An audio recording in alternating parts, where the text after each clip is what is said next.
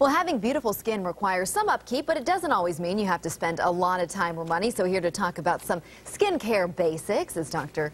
Michelle Pennie, dermatologist. Thanks for being with us again. Great to see you. All right, well, let's talk about what are the bare minimum. What do we need to be doing to help our skin?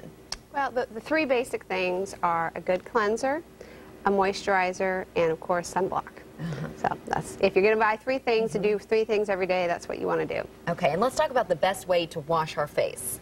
Well, it really depends on your skin type. So someone that has very dry skin really want to just get the makeup off their face, but not take oil out of the natural oils.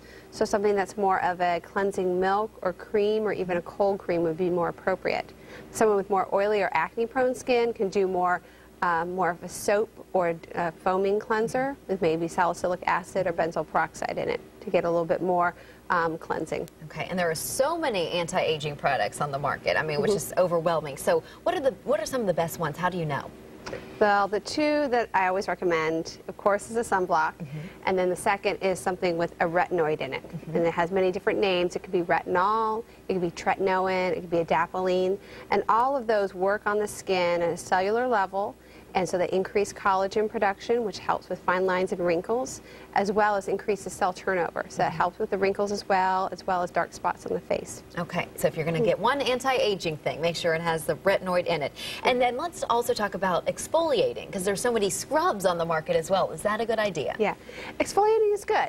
It is good to help, with the skin to help get rid of some of the dead skin cells, but you can do too much of it.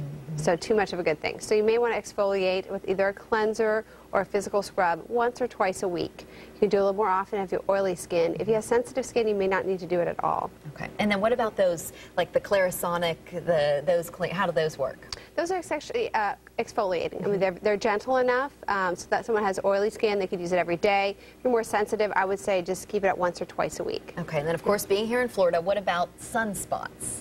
Sunspots. So you can use over-the-counter treatments or even prescription treatments. It's going to be a slow, gradual process with that. But again, it's hydroquinone is something that stops the pigment-producing cells from producing a lot of pigment, as well as, again, a retinoid helps with that. Usually in combination, they work the best. Okay, all right. Well, thank you for being with us. And then always never forget the sunscreen. That's always the #1 thing. All right, and we'll be right back.